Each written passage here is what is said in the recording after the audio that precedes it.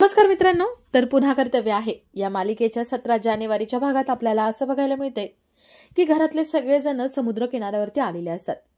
सुंदरा शांत असते. ती देवाकडे प्रार्थना करत असते. ती देवाला म्हणते, देवा तू सगळं जाणतोस, काय खरं काय खोटं आहे ते, तू फक्त मला शक्ती दे.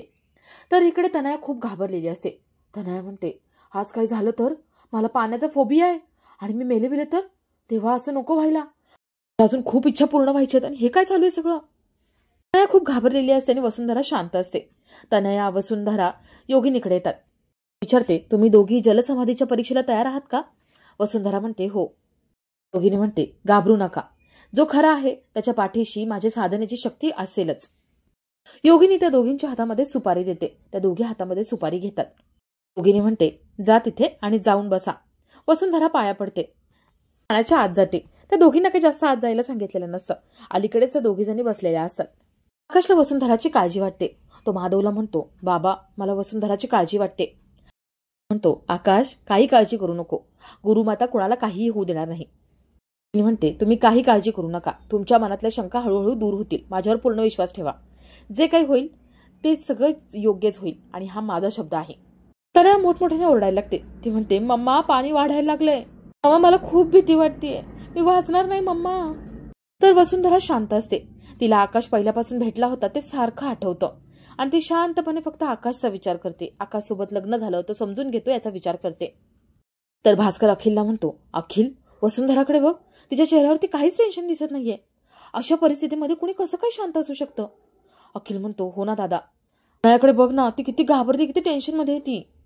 मग आता कसं तरी मंत्र म्हणतायत, हे असलं काहीतरी मी पहिल्यांदाच बघतोय. माधव म्हणतो, अखिल अरे त्यांची एवढ्या वर्षांची तपश्चर्या आहे आणि जे होईल ते चांगल्यासाठीच होईल, तू अजिबात काळजी करू नको. मला पूर्ण खात्री आहे माझ्या दोन्ही सुनांना काहीही होणार नाही. जयश्री म्हणते, असणारच ना तुम्हाला कौतुक, तुम्हाला काय तुमच्या आत्याचंच कौतुक, त्या कधी चुकणारच नाहीत, आम्ही सगळे मूर्ख आहोत. माधव म्हणतो, मी थोडी काही म्हणालोय, हे तुझ्या मनातून निघतंय. जयश्री म्हणते, काही पण बोलू नका तुम्ही. तनयाचं बिचारीचं आत्ताच लग्न झाले आणि घरात आल्या आल्या अशी जीव घेणी परीक्षा घेतात का कुठे? बघा बिचारी कशी जीव मुठीत घेऊन बसलीये. योगिनी म्हणते, घाबरू नका तुम्ही दोघी पण, ज्याच्या मनात सत्य आहे त्याच्या पाठीशी ही गुरुमाता आहे. जवळ येत चालल्यात, हळूहळू पाणी वाढेल, तुमच्या नाकातोंडात पाणी जाईल, पण घाबरायचं नाही, चित्त शांत ठेवायचं. ज्याच्या कोणाच्या मनात पाप असेल त्याच्या नाकातोंडात पाणी जाईल आणि तो तडफडून तडफडून मरून जाईल. तनयाला आठवतं की त्या भाजीमध्ये आपणच लसूण टाकला होता. ती घाबरत असते. तनया विशाखाला म्हणते, मम्मा मम्मा मला खूप भीती वाटते, मला वाचव, तुला माहितीये मला पाण्याचा फोबिया आहे, मम्मा कर ना काहीतरी. विशाखा म्हणते, जयू बघ ना ग, तनया खूप घाबरलीये, काय करायचं आपण आता? म्हणते, तनया घाबरू नको, आम्ही सगळे आहोत ना, आम्ही सगळे तुझ्यासाठी प्रार्थना करतोय, तुला काही होणार नाही.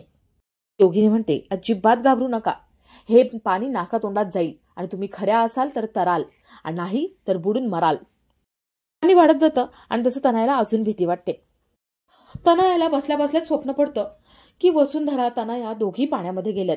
वसुंधरा शांत चित्तेने पाण्यामध्ये बसली आणि तनया खूप घाबरली, तिच्या नाकातोंडात पाणी गेले आणि ती मरणार आहे, हे सगळं स्वप्न तिला पडतं.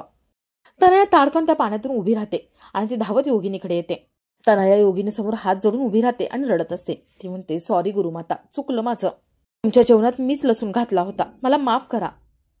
योगिनी म्हणते, तू तर म्हणाली होती वसुंधराने केले. तनया म्हणते, नाही नाही, त्यांनी काहीच केलेलं नाही, मी केलंय सगळं, माझी चूक झाली, माफ करा गुरुमाता, मला मला अशी परीक्षा नाही द्यायची, मला माफ करा. मी वसुंधराला आवाज देते आणि ते म्हणते, वसुंधरा डोळे उघड बाळा आणि इकडे ये. वसुंधरा योगिनीकडे येते. योगिनीच्या पाया पडते. जयश्री वसुंधराकडे रागाने बघत असते. तर थोड्या वेळाने सगळेजण घरी आलेले असतात. तनया वसुंधरा आंघोळ करून तिथे येतात. योगिनी त्यांच्याकडे येते. योगिनी म्हणते, वसुंधरा अभिनंदन, परीक्षेमध्ये पास झाली असतो. माझी एक तक्रार आहे. वसुंधरा विचारते, काय, कसली तक्रार? योगिनी म्हणते, मला खरं खरं एक गोष्ट सांगायची, तनयाने माझ्या जेवणामध्ये लसूण टाकला होता, हे तुला माहिती होतं का? वसुंधरा म्हणते, मला अंदाज होताच. योगिनी विचारते, मग मला तू काहीच का बोलली नाहीस? वसुंधरा म्हणते, कारण यात चूक माझी होती ना, तुमच्यासाठी स्वयंपाक करायची जबाबदारी माझी होती, पण चूक झालीच होती, वर लक्ष ठेवण्याचं काम हे माझंच होतं, त्याचमुळे मी परीक्षा देण्यासाठी तयार झाले, चूक सगळी माझ्या अंगावर घेतली. योगिनी म्हणते, मुळात माझा इथे येण्याचा उद्देश हाच होता की मला तुझी परीक्षा घ्यायची होती. मी जेव्हा इथे आले होते तेव्हाच मला कळलं होतं कोण कसं आहे ते. माणसाच्या चेहऱ्यावरून कळतं की कोण कसं असतं ते. तू किती चांगली आहेस ते मला दिसलं आणि तनयाचं मन किती गढूळ आहे तेही मला दिसलं. योगिनी जयश्रीकडे येते. ती जयश्रीला म्हणते, जयश्री तुला काय वाटलं? तू वाघिणी समोर बकरीला टाकतात तसं टाकशील आणि मी तिच्यावरती कोपेल का? नीट ऐकून घ्या जयश्री, वसुंधरा तुझ्यासारख्या कपटी लोकांना पुरून उरू शकते. मनात कपटीपणा नाहीये, तिच्या मनात सत्य आहे आणि हे प्रेमच कुटुंबाला जोडून ठेवतं. तू चांगली सून तर कधीच होऊ शकली नाही, पण आता चांगली सासू सुद्धा नाहीये हे दाखवून दिलेस. तिच्या पाठीशी खंबीरपणे उभं राहायला हवं होतं, तिला झिडकारलंस तू. अशी कशी आहे ग तू? खोटं नाणं मिरवत राहिलीस आतापर्यंत. तू पुन्हा एकदा सिद्ध करून दाखवलंस, तुझ्या नजरेतच दोष आहे. जयश्री तुला शेवटचं सांगते, वसुंधराला कमी लेखू नको. परीक्षेत उत्तीर्ण होऊ शकते, ती तुझ्या आव्हानांना कधीही सामोरी जाऊ शकते. वसुंधरासारखी सून या घराला मिळाली ही माधवची पुण्याई आहे. तनयासारखी मुलगी या घरामध्ये सून म्हणून आली हे तुझं कुकर्म आहे. देवच जाणे आता पुढे काय काय वाढून ठेवलंय ते. योगिनी वसुंधराकडे येते आणि म्हणते, वसुंधरा बाळा तुला खूप त्रास दिला ना मी. वसुंधरा म्हणते, नाही नाही प्लीज असं काही बोलू नका तुम्ही. तुम्ही इथे आला, तुमची सेवा करायला मिळाली हे माझं भाग्यच समजते. योगिनी म्हणते, मग मी तुला आता शेवटची शिकवण देते, कधीही विसरायची नाही. या घरातलं तुझं स्थान हे अढळ आहे आणि ते तुझ्यापासून कोणीही हिरावून घेऊ शकत नाही. कोणालाही घाबरायचं नाही, कोणासमोर झुकायचं नाही. आजपर्यंत तू कुटुंबासाठी जेवढं झटत आली आहेस ना तशीच झटत राहा. आणि आकाश मला तुझा खूप अभिमान वाटतो. तुझी साथ सोबत संगत ही वसुंधराच्या पाठीशी कायम आहे आणि ती तशीच राहील याची माझी खात्री आहे. देव तुमच्या दोघांनाही बळ देईल, ताकद देईल आणि माझे आशीर्वाद तुमच्या पाठीशी कायम आहेत. वसुंधरा आकाश दोघंही जोडीने पाया पडतात. योगिनी म्हणते, चला निघायची वेळ झालीय, आता माझं इकडचं कार्य संपलंय. योगिनीकडे बघून मूर्खे मोडते आणि आपला आजचा हा भाग इथेच संपतो.